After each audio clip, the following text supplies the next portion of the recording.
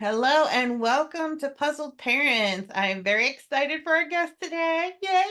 It is Miss JoJo. Welcome to the show. What brings you here today? And tell us a little bit about yourself. Well, thank you so much for having me. I love chatting about this topic because it's near and dear to my heart.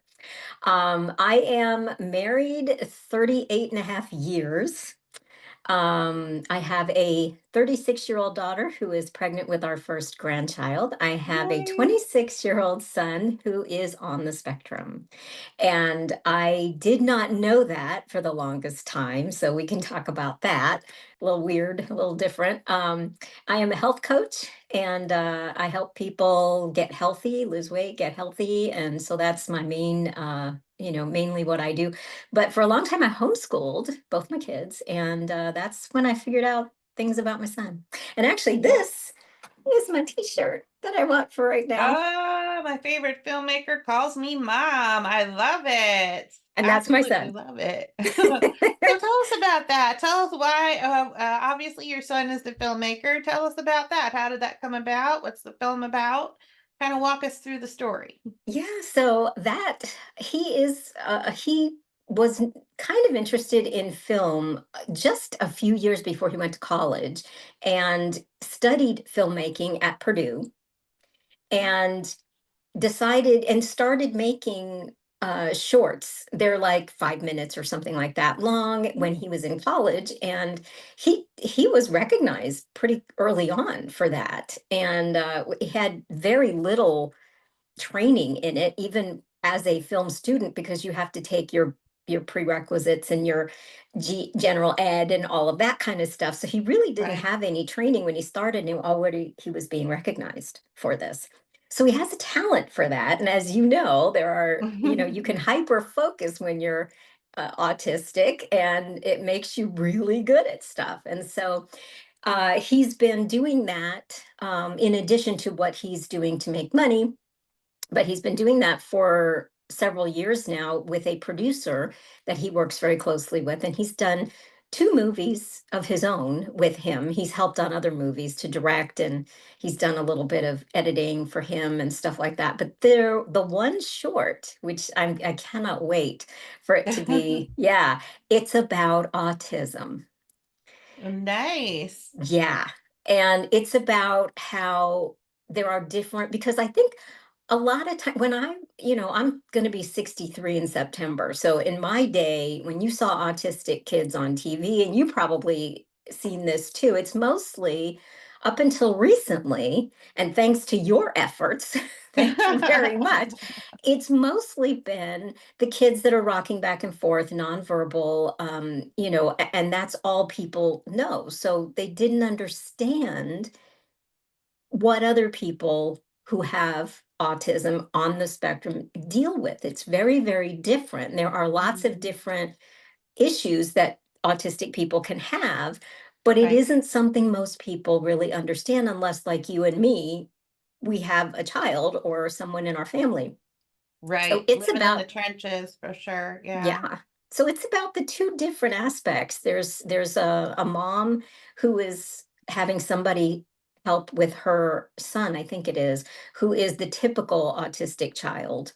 And the person who's helping out is not typical autistic.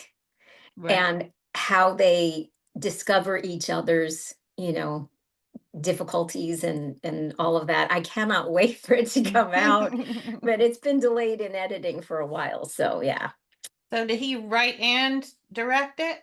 yes, he did. Does he star in it too? No, No, behind the no. scenes. Awesome. How did he connect with this producer? Um, I'm not really sure. When he was at Purdue, there were a lot of different people that were involved in film and theater, and he Mhm. connected there. And then there's a film, something film network. Oh, Indiana Film Net, something like that, Independent Film Network, something like that. It's near here. And then he Mhm. also, the man who does it, he's, I think, in his 40s, 50s. He's been doing this for many years. And so Chris goes to, that's my son, he goes to events and connects and networks with different people. And that's how he got connected with a lot of different actors and actresses and directors and editors. And so he's had a lot of collaboration because he gets involved. Awesome. That sounds really great. Gosh, that really emphasizes the importance of networking, which of Yeah, course is one of the things we're doing here with this platform is just trying to network and grow and talk about all the things that people don't talk about and don't know about or don't think about. yeah, It's easy for somebody who has not lived in those trenches to kind of stand outside and go, "Oh yeah, I could handle that. That's no problem." Blah, blah, blah. They don't know all of the yeah, internal struggles and different things that go on there and the things that we just don't talk about. We might talk about them to someone we've met networking, other parents with kids with autism, yeah. and but we feel like that's our only safe place. And I think we really need to start moving away from that and say, "Hey, people, this is what it's like. It's okay. You'll never really get it, but I want to give you a peek into that." Right. And I think Um, that really helps because you get judged as a parent. oh yeah. You get he they got judged as children. We get misunderstood. We get told advice that is not at all helpful Yes. For and all the sure, things. for So sure. yeah, it's very helpful to educate people. I mean, to the point where my dad doesn't believe to this day that my son is autistic. Yeah. Yeah. And that's okay. I mean, nobody knows our kids better than we do as they're coming up. Being their parents, especially when you homeschooled them and you were with them constantly, pretty Yeah, much. And so, that was like myself, as a single parent, I was with her more than anybody else. Well, except for the couple that kept her during the day, which they also have a child with autism, so we were they kind of like know. all one big family there, so I'll give them Yeah, credit for that. But yeah, for sure. And it's easy for family members to look in and say this or that, or I had a relative who told me, well, just put her back in public school and she'll be fine. Because I pulled her out in third grade and homeschooled her for 7 years, but she had multiple learning disabilities and every other thing on top of her autism, which wasn't diagnosed until she was 10. Um, I know you said you have kind of an interesting diagnostic journey. Why don't you share that? yeah. So we had no clue. We really didn't. And I feel bad because I could have made life so much easier for him had I known, but I did not. Because the kind of autistic issues that he has, Hmm. and the reason my dad to this day does not believe, even though he's been formally diagnosed, is because my son is brilliant. He's conversational. He looks you in the eye. These are all the things that most people don't think qualify as autistic.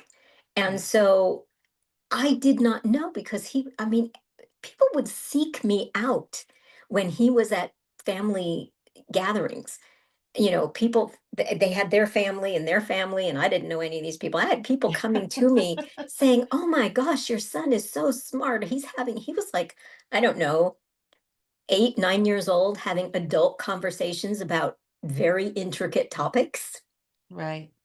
So people were coming up to me telling me how brilliant he was and all these things. And so nobody knew that. And because a lot of autistic people, I don't know about everybody because everybody's different, but Right. a lot of autistic people either don't understand themselves to be able to explain to you that they're having problems, let Mhm. alone they don't know how to share that with you. Even if they know what the problem is, they don't know how to communicate that with Mhm. you. And he had both of those things. Right. So I did not understand why he was so literal as I was home. I homeschooled him from the beginning all the way through.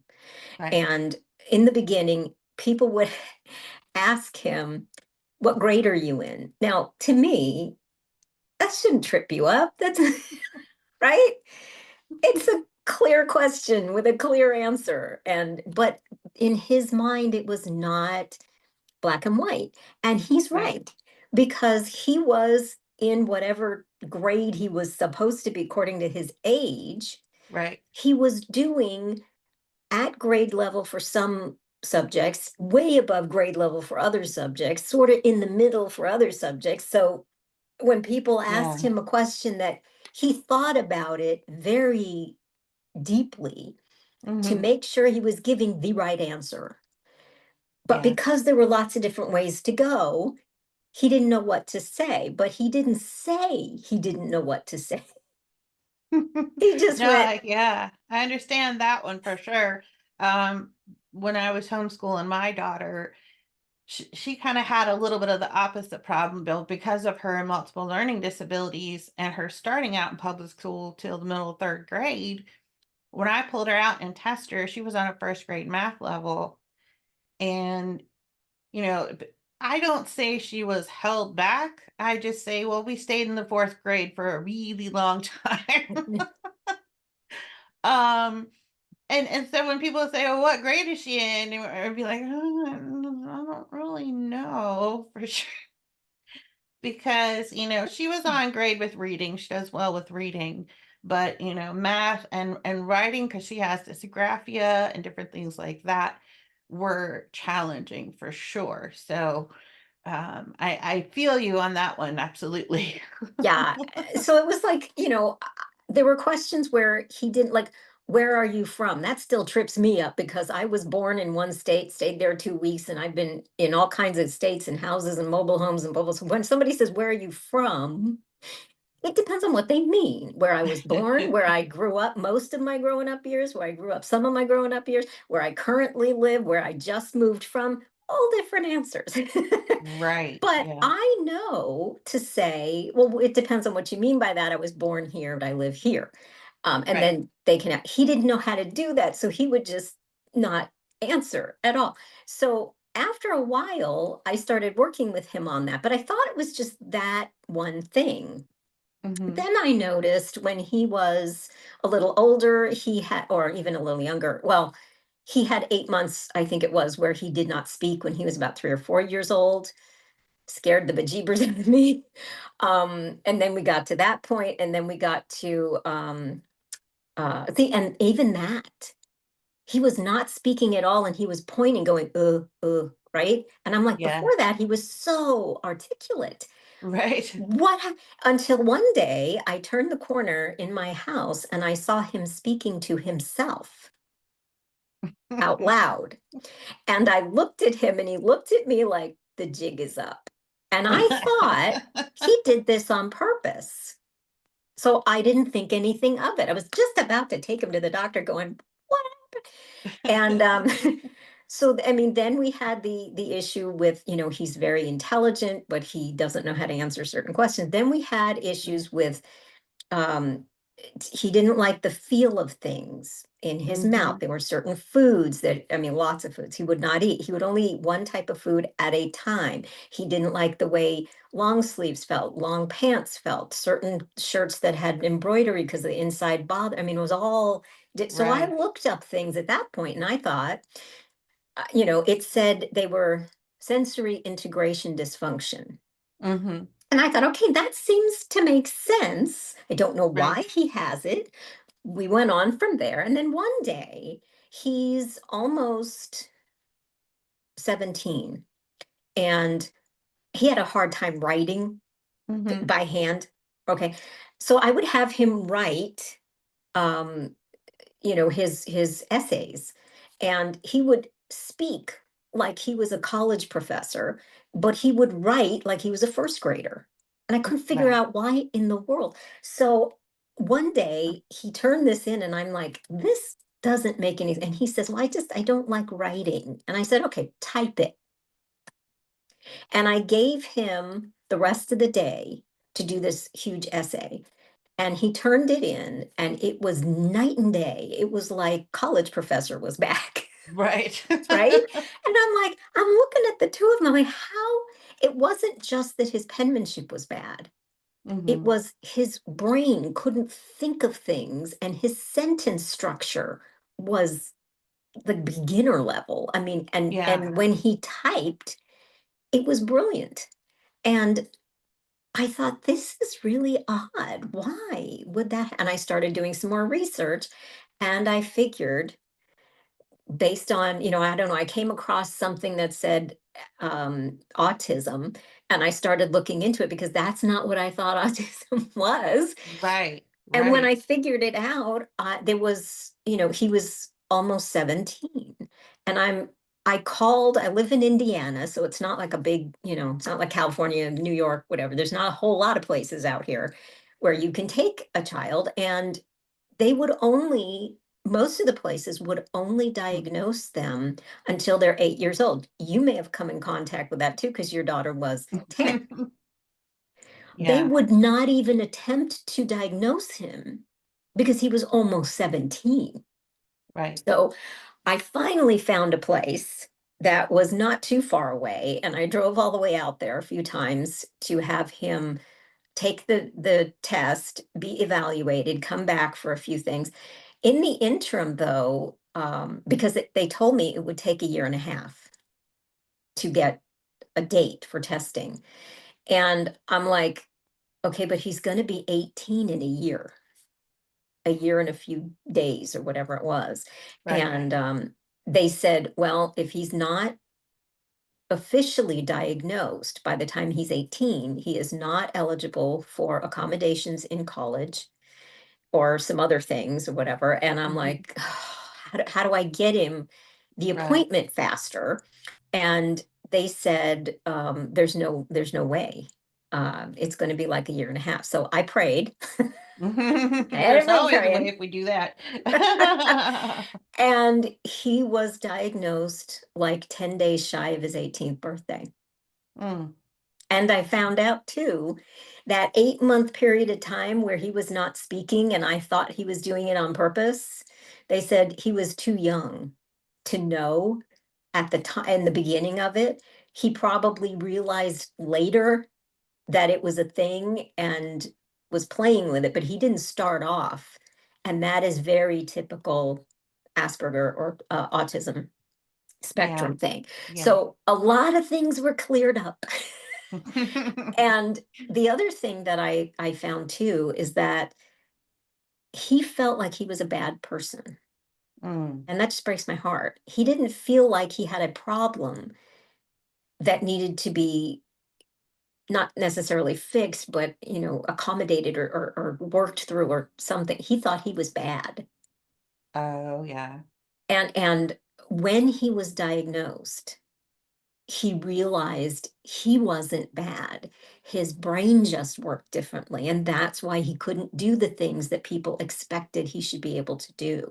And that made a huge difference for him. He is the smartest, most creative, most loving, and encouraging person I know. Right. Yeah. It's interesting how, you know, our society, I think, kind of pats itself on the back sometimes. And I don't mean this in a disparaging way, but oh, autism awareness has come so far. On the one hand, yes, it absolutely has. On the other hand, maybe not as much as they think, you know. Yeah, Um, you yeah, had mentioned about my journey. I know my daughter was 10 when she was diagnosed, but the only reason that she got diagnosed was because I found it, you know. And I say it was happenstance. It wasn't. I am a Christian, so I believe that it was a God moment, but my daughter had been diagnosed previously with other issues, you know, developmental delay, ADHD, learning disabilities, all that stuff.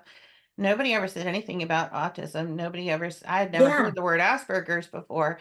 And she was doing a summer camp. It was an acting camp where they come to town and your kid goes during the day all week. And at the end of the week, they put on this show. Well, I don't normally I'm not normally like a front row mom, but for whatever reason, I sat in the front row that day. And this couple came and sat down beside me. Never met them in my life, didn't know who they were.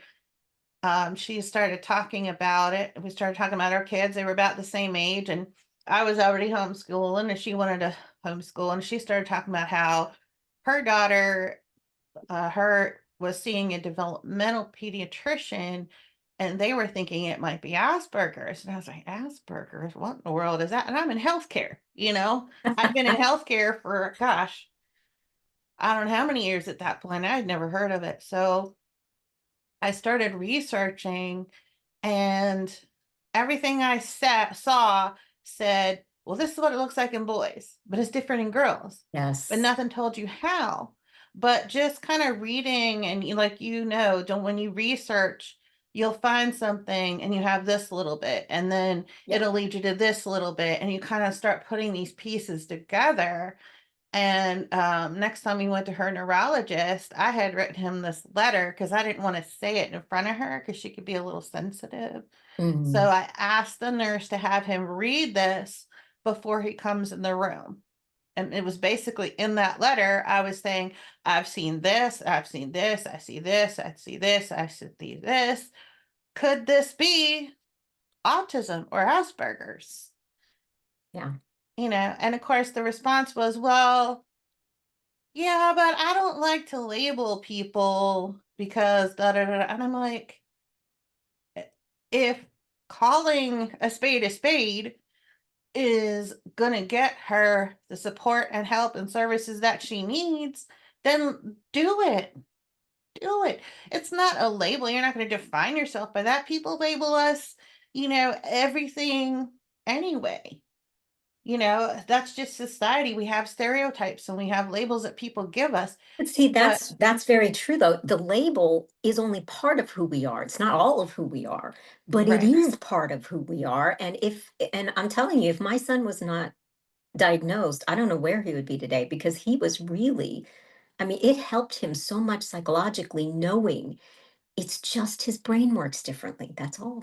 right, exactly. And it seems like that really kind of unlocked a new view for him where he really Yeah. kind of saw himself in a new light where he didn't feel like he was behaving badly. He was just, oh, this is what it is. Okay, great, let's move on. You Yeah. know, that's awesome. That's amazing. And I just think that's great. I always said in physical therapy, I always said the first step to good treatment is a good diagnosis. Yes. So I definitely agree with you there. Um, to tell us a little bit more about in school, like, so he didn't need any, well, you homeschooled, so Yeah. an IEP didn't matter. That's the nice beauty of it, isn't it? Can you tell us a little bit more how homeschooling kind of was an added blessing, but also yet an added challenge, and kind of what was your reasoning for continuing to homeschool? I don't know, did that have an impact on as he got Well, older and things and you were still noticing these things? Did you ever question like, well, maybe, I should have him tested at school or something, like for I people that never, are in school yeah. and kind of thinking like, well, maybe I should homeschool. And I know for me, when I went to pull her out, the school psychologist told me that would be detrimental to her psychologically. And I looked at her and said, how could that be any worse than her crying under her desk all day long? So, kind of share your thoughts on those types of things. Do you know what I'm getting at? Yeah, yeah. I had a different experience because my daughter is 9.5 years older than my son. I did not start homeschooling for my son. I started homeschooling for my daughter. My Mhm. daughter, very bright, and was not challenged in elementary school. And I think it was fifth grade, I pulled her out and started homeschooling her. And it's my son was always so smart that he did things on his own. He taught himself to read at the age of 3 using Jumpstart third grade on the computer. I mean, who does that? So I just naturally started helping him to learn some things, a little bit more than I did with my daughter when she was at that age, because I was already homeschooling her and because he was so inquisitive and so independent in Right. what he did. There were challenges when he was young. I started homeschooling my daughter when he was a year old, almost a year old. And so Mhm. I had to be careful with him because I always had to be near him when he ate. He would eat watching TV because he wouldn't eat on his own and he would only eat certain things. But he would wonder about things and stop chewing. And the food would be in his mouth. And he would say something like the fly was on the wall, and he would stop to say, "How is the fly on the wall?" But when he did that, he would choke. So I would have to sit next to him. So I was homeschooling and kind of crafting things for him at the same time. So when he was school aged, I just started homeschooling him too. Right. And it was a big blessing because I don't think the kid could have paid attention in a classroom because he, to this day, walks on his tippy toes, walks back and forth, paces. He cannot sit still. So he would have a really hard time in a classroom. Right. To that point, let me share you a little story. So one of the first times that I started actually homeschooling him, he was sitting on the couch like a normal person, head up, butt down on the chair, right? I mean the couch. By the time was doing, I don't know what we were studying, but by the time, he went in and his head was down and then his butt was in the air and then he fell and hit the table and I'm like, lesson over. Okay, because he couldn't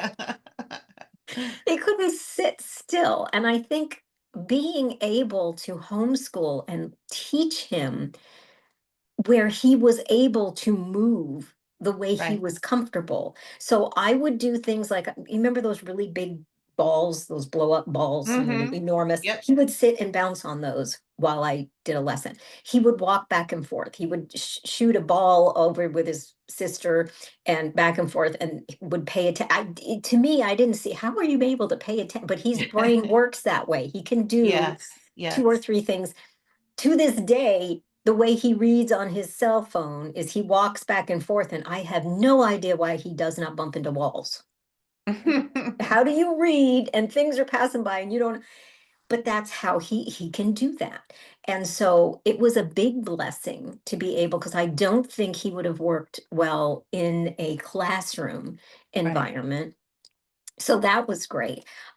He was very independent and, I did have him plugged into homeschool groups and things. So we did have social interaction and things. And, Right. he Yeah. taught other kids how to do his games and stuff. Um, That's a question I was going to ask you because I know there's a huge stereotype between homeschooling and lack of socializing. Like I know when the school psychologist said to me, "Oh, it'll be detrimental to her." And I'm like, no.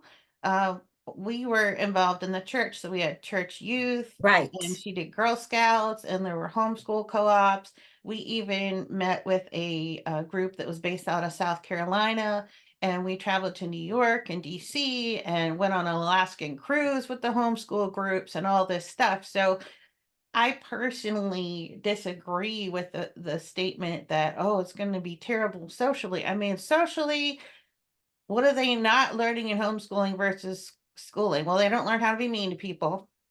They don't learn clicks. They don't learn, because the homeschooling kids that I was around were the nicest kids you'd ever want to meet. And they were Yep. so accepting of my daughter. They just kind of took her in and, she was part of the group.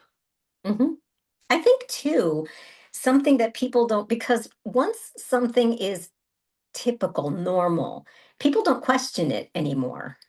Right. When children are in a classroom, they are only interacting, other than with the teacher, with people their own age. Hmm. When you are homeschooling, you are interacting with people of all ages. And Right. so my children learned how to communicate and play with other children of different ages. The older ones would kind of mentor the younger ones. They'd play together, but they knew how to play differently because your family is all different. If you have more than one child, you have different Mhm. ages in your family. They need to know. And my son was very good interacting with adults, and most homeschoolers are because they Yeah, interact with lots of adults, not just one teacher and a bunch of kids their own age. right, right. Yeah. Yeah, that's amazing. I'm just so happy that he's doing so well. Yeah. He doesn't have a family of his own? He is engaged, but they do not have Oh. it. They don't have a date yet. His fiance is so sweet, and they, are really encouraging of each other. It's just really sweet to see. But yeah, he is one day soon. They're going to be married and moved out. Yeah, she lives not too far, but he's like right across the hall from my Yeah, office. So yeah, it's hard when they move out, isn't it? yeah. It's hard My when any daughter's child been moves out of out. the house for a long time, and she lives 7 hours away. So that's hard. Oh, that's such a long drive for the baby. Yeah. You gonna go stay with her when the baby's born? No, I think she wants to do things on her own, and we will go out and see her, but I'm sure we'll see pictures and stuff. Yeah. Was there anything else that you wanted to share as far as like, I know with your journey, it looks different than, but it doesn't look different than everybody's. Everybody has their own journey. So I Yeah. know that yours maybe had a little bit different path, and that's okay, you know? I think it's great. I think it's great to, one thing I've come across a lot lately is parents making observations and then questioning, well, did I really, is that really true? I had someone tell me recently that they would see these things in their child or teenager, and then everything would be fine for a while. And they would go along and everything was good. And so they would question themselves like, well, maybe I didn't see that. Maybe they're not on the spectrum. Maybe it was just Maybe I in made my too much head. of that. Maybe. Yeah, yeah, until it all fell apart again, and then they were Yeah. like, "Okay, yeah, I did see that, it wasn't my imagination." So, what would you say to parents that are kinda going through that, "Are they or aren't they?" and, kind of ordeal, like, how what would you say to them? Probably talk to other somebodies who have autistic kids. Look, what I didn't know anybody who had anybody who was autistic. So I looked up on the internet way back when, the internet was new. And, Yeah.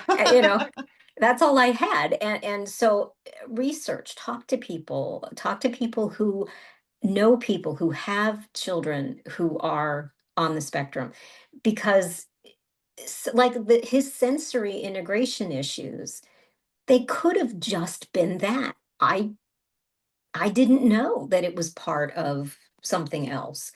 Right. But if you even suspect that it could be autism, talk to people. And by the way, not your doctor.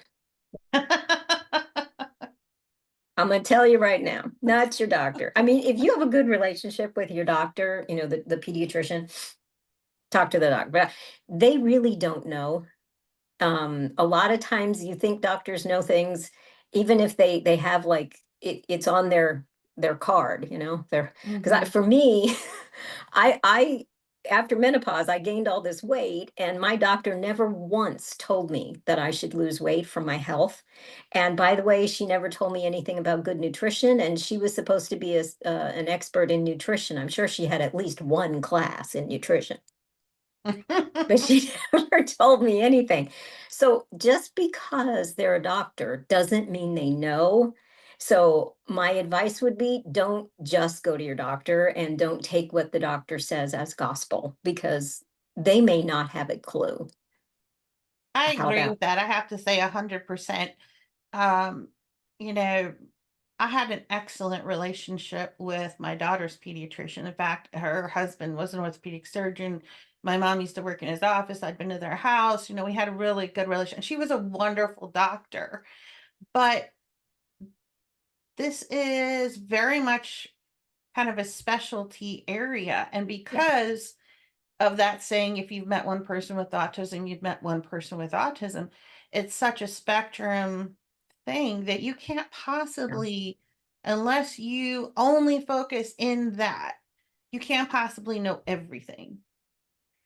I mean, I've been Yes. in this world for how many years now? You've been in that world for how many years now? And we don't know everything. And we've probably done more research than Than the any doctor has. doctor. And I'm not saying doctors are bad. Doctors are No, great, but you know. you think because they have MD after their name, we think they know everything, Yeah, and they don't. And it's, yeah, I've heard people who had issues, not all autistic, but other issues that the doctor is not an expert in. And a lot of people will take what the doctor says and never ask anybody else and just live with what they have because they just don't know. And so, yeah, you could have a great doctor, yeah, but if she's not really done this, I mean, I went when I first took my son in to this, I forgot where it was, but they thought it sounds like autism, but it's really hard for me to know. And they dealt with a lot of autistic kids, but they were yeah, not experts in it because they dealt with other things. So they told me, right. you know, it could just be that he's got ADD, and we can give him a drug that he can take. If he feels better, then it's ADD. If he doesn't feel better after taking it, probably one time they said, but certainly 2 weeks, it's not ADD. And my guess is it's autism. And I asked him, he was almost 17, and I said, do you want to take this drug and see if this will help? And he said, yeah. So he took it for 2 weeks. Didn't help him at all. Didn't help 'em at all. Yeah, my one thing for sure that has come to my knowledge is that we touched on a little bit autism in girls because I had a girl. Very Um, different. Yes. Even today, in this day and age, the testing that they do is all developed on research that was all done on boys. And so the tools they have to diagnose and test for autism is all based on boys. So here you have this whole other gender of girls, and there's no research. There's not testing specifically developed for them. Hmm. And, there's more out there than there used to be. Like I said, when my daughter was Yeah. 10, it said it looks different in girls. Nothing said how. But Yeah. even today, we need new tools. We need new studies. We need new information because it's hard enough to diagnose, let Yes. alone using a tool that is not meant for your child. And it's harder to diagnose in girls because the manifestation of autism in boys is pretty obvious in a lot of cases. Yeah. Because of the way that it affects boys. They have little temper tantrums, and they have, it's very loud, it's very kind of in your face. And so moms of boys tend to go out, like my son had massive problem with sound. Hmm. So he would yell, he would scream, he would hold his ears, he would pick his feet up. He didn't like anything touching him that wasn't a certain kind of feel.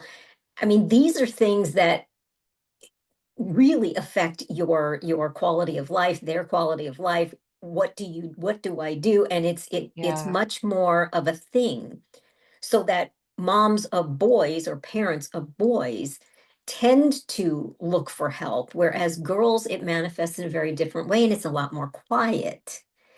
Yeah. Yeah. My daughter's meltdowns they were like tearful. Yeah.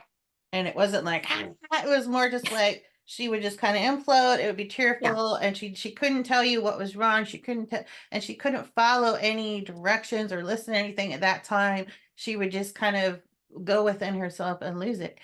And even from the time she was little, like you said, once you have the diagnosis, you look back and it all makes sense. Yeah. My daughter, from the time she was wee little, constantly walked on her tippy toes. And what do they say when cute little girls walk on their tippy toes all the time? They say, "Oh, she wants to be a ballerina." They don't say, that could be autism, you know? Right. And you don't know what you don't know until you know it. It's like recently they came out with recently a few years ago they came out with studies and they're starting to tell women what a heart attack looks like for women, very different from men and Mhm. much more quiet. Again, men, it's this massive pain and it's fairly obvious in the, your arm falls asleep or whatever, is numb or whatever. For women, those are not the symptoms. So women trying to survive a heart attack, it's much harder because Mhm. we don't get the help we need right away because we don't realize that's what it is because these symptoms are very different. So now they're starting to come out with warning women, here's what it looks like. And I think in the same way, they need to come out with things to look for in girls who have autism Yeah. because see, even for me, I can empathize because my it was my son, but he was not obvious like all the others that I've seen. I belong to a lot of the groups for parents of kids with autism, and they're all on the other end of the spectrum. And I don't see my son Right. in that at all. So I Right. kind of understand, but it is, he still is a boy. And to be honest with you, I think doctors will share that that might be a problem more readily if it's a boy rather than a girl. Yeah. No one ever Yeah. mentioned it to me at all. And like I said, I'm in healthcare. We didn't learn anything. And we learned, Yeah. they now have certifications where you can go as a therapist and get a certification in autism spectrum disorders, Oh. which that's just new that I've seen this year in 2025. And I've been in this profession, doing that for 30 years. And so I think we're making progress, we're making steps forward. I just think there needs to be so much more, not just with health professionals, but with law enforcement. As Mhm. far as, my daughter drives. If she gets pulled over, is she going to act and speak and behave the same way that a neurotypical person will? Probably not. Is I've that going actually to, seen videos about that. yeah, yeah, I don't know if they're real, but they're, depictions of what might happen if somebody who is yeah, autistic is stopped by the police and has a meltdown, um, and they don't realize that's what it is. So I think, yes, they right. need to disseminate that to authorities, law enforcement, Yeah. people in the schools.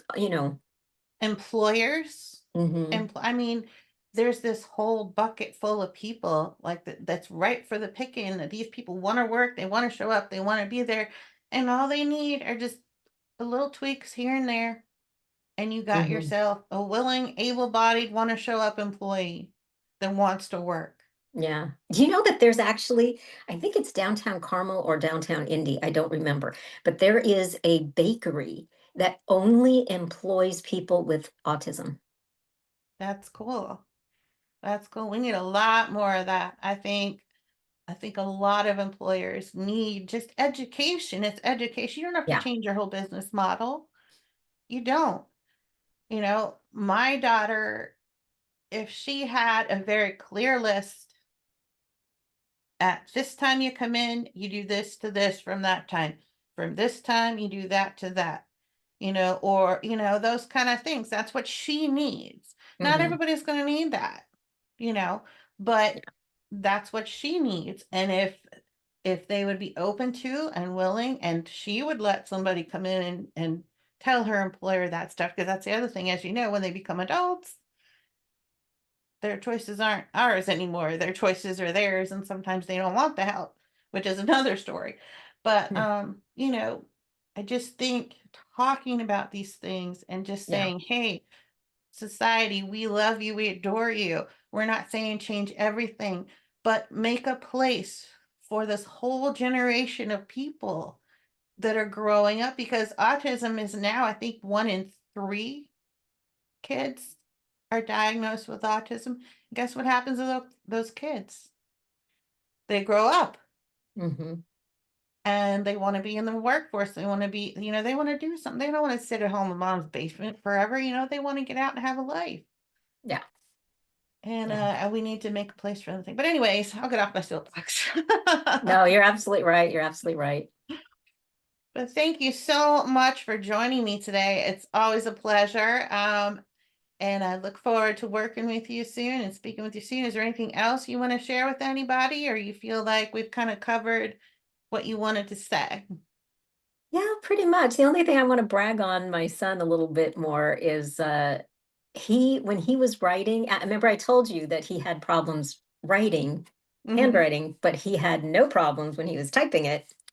So when he went to write his essays for the college applications, he actually had somebody on the board for one of those, I want to say it was USC, but I don't remember, call him to tell him how impressed he was with his writing. Oh, wow. That he had never, in all the years I don't know if he'd been doing it for like 30 years. I don't remember. It was a long, long time. He said he had never called anybody, but he had to call my son because Chris was such a great writer. And he uses that now to write screenplays for what he does. Isn't that amazing? And it's amazing how someone's words can have so much power, both for the positive or the negative. Yeah. I know my daughter was subject to ridicule and discrimination, huge discrimination against her because they didn't understand. Yeah. And it was in an organization, not even the school system, in an organization. Oh, Yeah. I don't know if I'm allowed to say, but I can tell you later. okay. But it was a public organization. And Oh, those words can hurt, but words like that can encourage you can spark mm. a lifetime of success.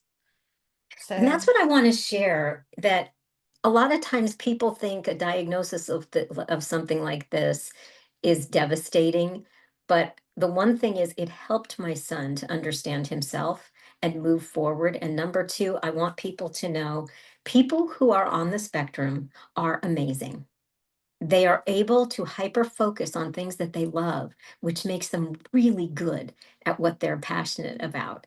And the world needs more of that. So yeah. while parenting somebody on the spectrum can be challenging, um, it takes somebody who thinks differently outside the box to do amazing things in this world. And our children are doing that right now in different ways. My son with this, but Yeah. everybody in their own way. So I just want to share how it isn't a devastating thing. It's Hmm. something to work with and work through and understand, but those people who are on the spectrum are unique and Yes. incredible. I was always amazed at the things that my daughter could pick up on that I would have Yeah. never noticed. Like, oh, see that lady way across Walmart there? Her earrings match your shirt. I'm like, what? but Yeah. just there used to be a saying, I don't know if they still use it, but it was called seeing the world through Aspie eyes, where they let you Mm. into their world and you can just see the world in a whole new light. And it is amazing. So thank Yeah. you for that. Yeah. Mhm. Well, thank you so much for being on Thank today. I you. appreciate you so much. I appreciate you taking the time. Love your Absolutely. shirt. My best to your son. And you have a wonderful day. Thank you guys for watching. You can catch this on Phoenix TV or YouTube. And we'll talk.